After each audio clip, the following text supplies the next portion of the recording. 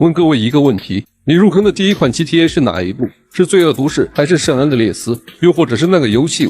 对我来说是 GTA 3，相信大家有很多人都知道这个游戏，但是没有玩过。而本期我将带你回到20年前，去感受这部来自2星对游戏世界的大震撼。由于克劳德在整部作品除了被冷兵器看中或者溺水之外，一声也不吭，所以被玩家们称为哑巴克劳德。这里我也要为各位明确一个概念。GTA 到现在为止的多部作品对世界观是有着明确的区分的。第一部、第二部是2D 世界 ，GTA 3罪恶都市还有圣安德烈斯是3D 世界，而第4部和三男一狗则是 HD 世界观。每一个世界观都被认为是独立的，只有品牌、地名、背景、人物共享。而虽然 GTA 3是3D 世界中最早的一部作品，但它的时间线却最为靠后。发布和设定时间都是2001年，而圣安德烈斯发售于2004年，但时间线却在1992年。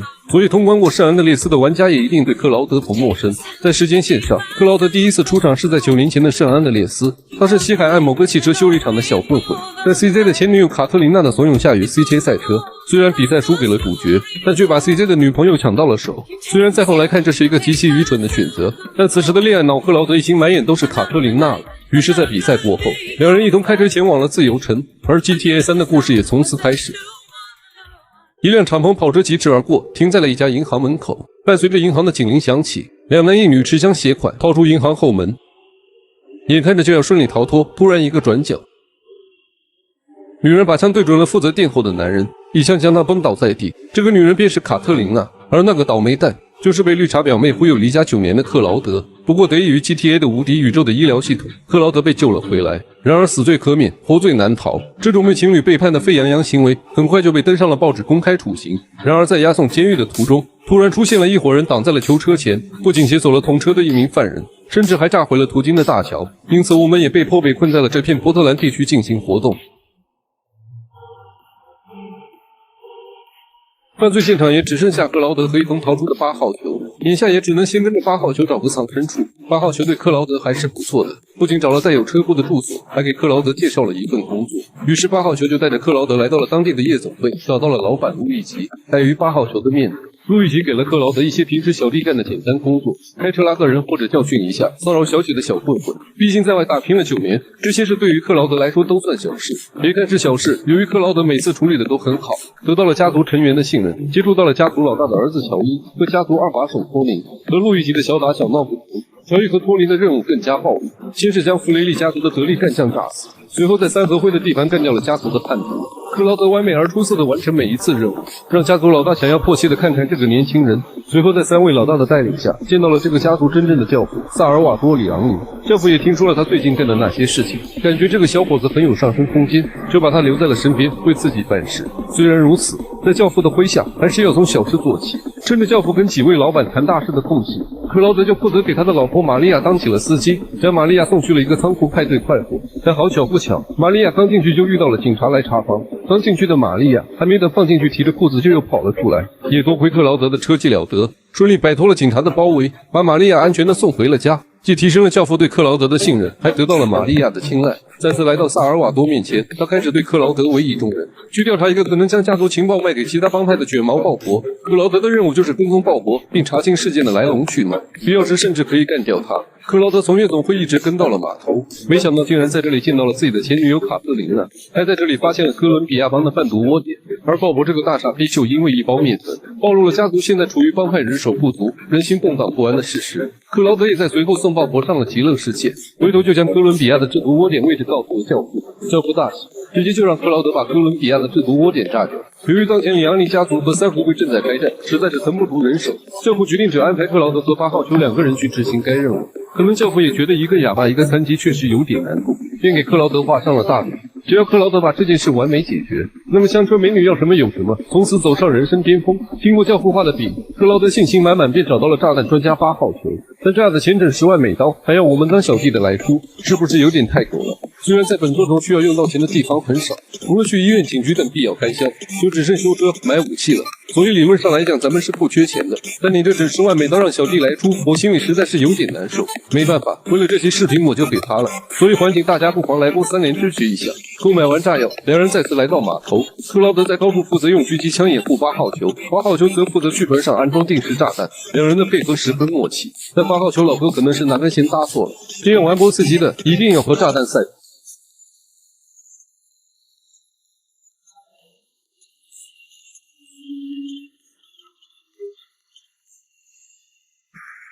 完成任务的两人兴致冲冲地回去复命，本以为可以开香槟找个娘们摸渣睡觉了，然而万万没想到，教父还给克劳德安排了一个小任务。处理一辆停在夜总会的小汽车，处理完再庆祝摸渣也不迟。然而在即将到达夜总会的时候，玛利亚这个少妇发来了信息，她说那是个陷阱，让克劳德去码头边见她。一头雾水的克劳德只能前去见玛利亚，原来一切都是这个少妇搞的鬼。他为了得到克劳德，竟莫名其妙地告诉教父说他和克劳德有一腿，并且还进行了深入交流。本身就上了年纪的教父，这次真的被气得够呛。而这次去夜总会所谓的小任务，其实就是把他出卖给了哥伦比亚帮，所以才下此对策，准备除掉克劳德。眼下克劳德已无退路，也只能听玛利亚的安排。玛利亚便把克劳德引荐给了自己的好闺蜜明日香，三人一同驾船逃离了波特兰，来到了隔海相望的斯汤顿岛。与波特兰地区的贫穷不同，斯汤顿岛是自由城的中央商务区，也是大企业的聚集地。在这个新地区安置好后，明日香就跟克劳德摊牌了，说自己是极道帮的人。如果你想跟着组织一起工作，就要先彻底斩断跟里昂家族的关系，也就是把教父当场做掉，当做投名状。其实克劳德早就看前任老大不爽了，借着这次机会顺便报仇，在夜总会门口扛着火箭筒，将教父彻底炸为灰烬。随着教父的死去，克劳德也顺理成章地加入了极道帮。在极道帮里给克劳德安排脏活的人主要有2个，明日香和他的弟弟小鬼子建制。明日香和玛利亚不是去购物就是去旅游，而这个小鬼子的弟弟加赖建制只负责他妈的鞠躬喊口号，脏活累活全部交给了克劳德。作为黑帮，必定需要在其他势力与警方的夹缝中生存，一方面考的需要处理各种的帮派事件，另一方面则被安排去对接安在警局里的线人。借着给线人发薪水的机会，克劳德认识了这位腐败警察雷的腐败虽然已经深入了骨髓，但他从警这么多年，结识了很多各行各业的精英大佬，并且认识了军方，还可以在这里购买许多重火力的武器，并且还把克劳德介绍给了一位有着特殊癖好的房地产大亨，并帮他销毁关于他参加食尸族派对的证据。这一来一回，克劳德就攀上了这位新老大唐纳德。他希望克劳德去挑拨极道帮与哥伦比亚帮的关系，借助帮派大战做空房价，而自己则趁机抄底一波赚大钱。刚杀完上一个老大教父，现在又假装哥伦比亚帮的人去干掉明日香的弟弟小鬼子建制。也是从此开始，克劳德成了唐纳德的得力干将，只要给钱什么都干。直到这次，唐纳德告诉克劳德说有一批货抵达了滨海谷国际机场，需要克劳德跑一趟，也是在此开启了自由城的第3个区域滨海谷。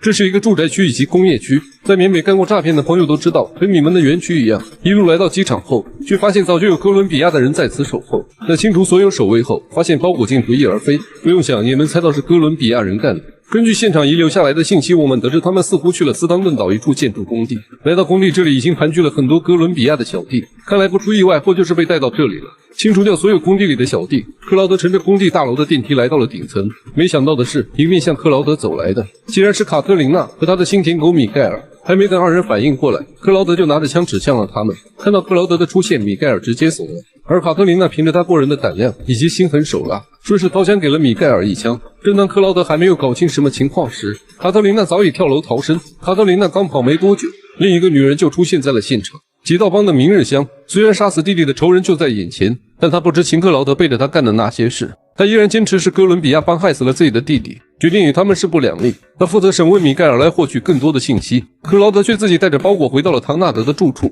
也不知道包裹里面有什么，竟然惊动了特警，封锁了整个城市。唐纳德希望克劳德作为诱饵，引开这些烦人的特警，并从中撕开一个口子。而唐纳德把万恶的资本家也知道克劳德天生克老大的特性，再带下去性命可能都不保。同样借着这次机会顺利跑路。而刚刚经过了9死1生完成任务的克劳德回到唐纳德的大楼时，却发现这里早已人去楼空，现场只留下了一个空盒子。至此唐纳德就像人间蒸发了一样，无人得知他去哪了。